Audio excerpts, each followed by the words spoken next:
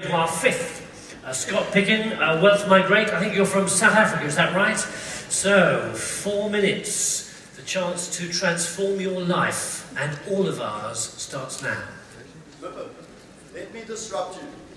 Please all stand up. Please stand up. I want to welcome you to the future of real estate. In the next 4 minutes, we are not only going to show you something that is going to disrupt real estate, but we are going to give you a solution which will solve our planet's greatest challenge.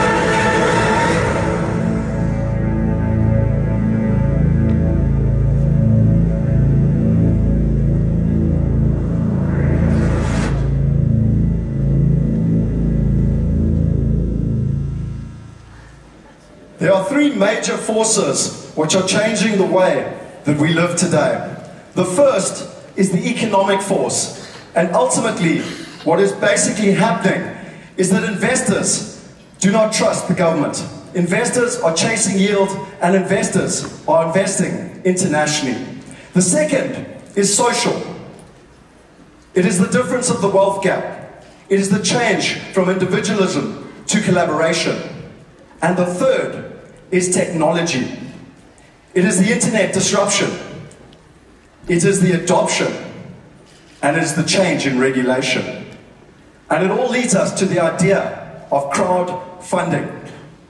It is endorsed by the top 4 consultancies around the world to be one of the 10 top trends in 2015 to be disruptive.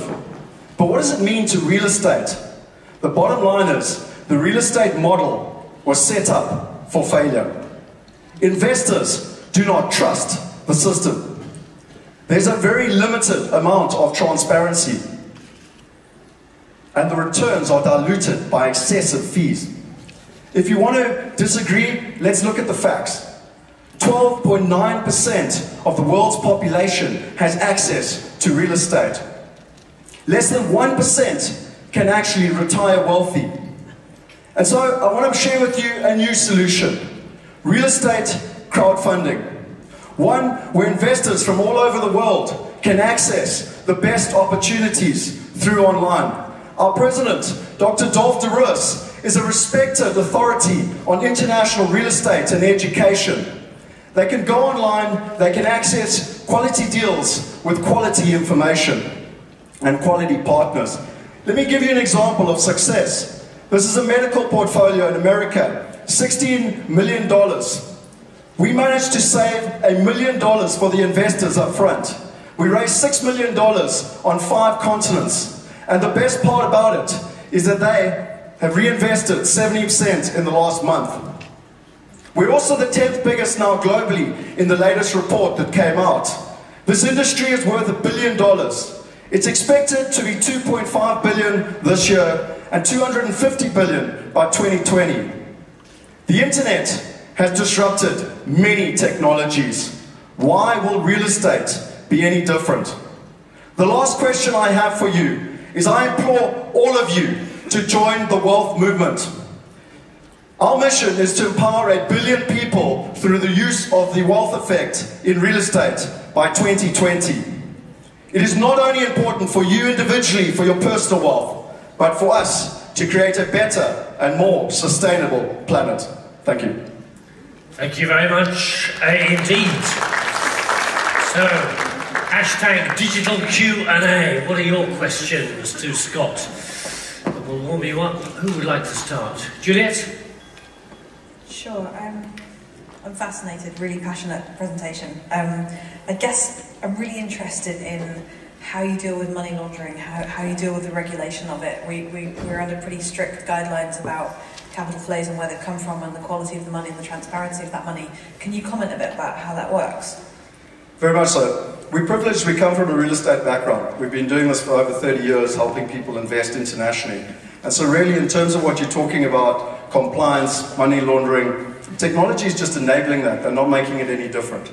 So you still have to know your client. They still have to go through all the details. And depending on the different countries, there's different restrictions and different needs. And that, to be honest, is our knowledge base that we brought before the technology enabled this to happen easier. Chris.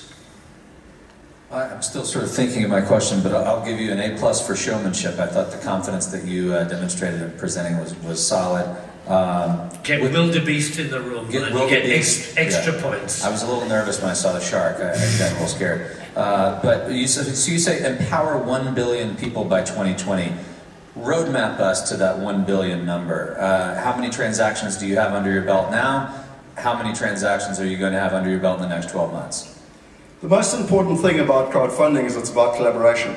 This is not about me, it's not about the company, it's about every single person in this room, it's about governments, it's about a mindset shift. That billion people is not just attributed to Wealth Migrate, it's attributed to every crowdfunder out there, every organization, to empower it to make it happen. And in simple terms, our aim is to get it down to an individual where it's one person, $1, one investment. And when you think about the scale and the impact that you can have in China with 1 billion people, in Africa with 1 billion people, and in India with 1 billion people, that is certainly something that's very possible with the use of technology. Lovely sounding answer. Answered like an American politician because I didn't get my numbers. Maybe somebody can prize open some numbers. Some numbers, yeah. How do you want to manage the crowd if there are many investors in there? I mean, first of all, the expectations, what if something goes wrong? Secondly, they're going to have millions of questions about all kinds of things. How do you want to manage that huge crowd you're going to have there on board? Look, from my experience, investors want all the information. They want it up front. And the most important thing is that through the education process, you're allowing them, teaching them what they need to ask before they actually get involved. Secondly, before they get involved, you give them all the information so that they've got the transparency. And then, once they're invested, there's obviously an online collaboration platform, not just from ourselves, not just from our partners, but from fellow investors to be able to talk, to engage, and to find solutions. But we all know that doesn't work that way. I mean, they will call you, your phones will be ringing, they will ask you the same things 8 times, and repeating the stuff, not understanding.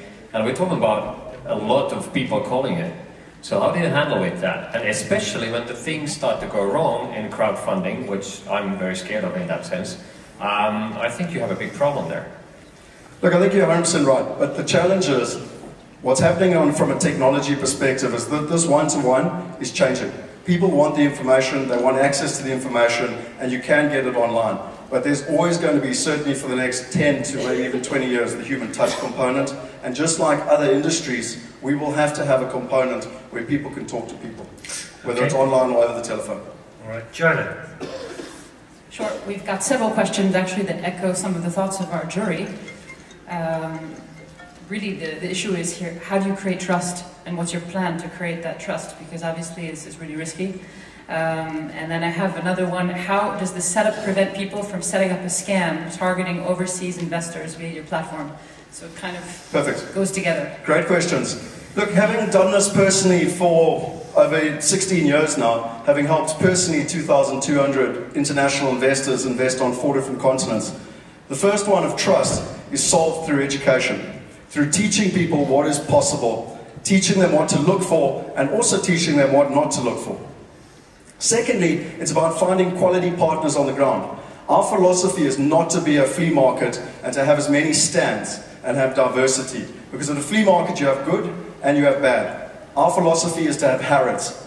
We basically want to have less diversity but have quality partners on the ground. And in terms of scams and being set up, it very much comes down to the quality of the partners on the ground.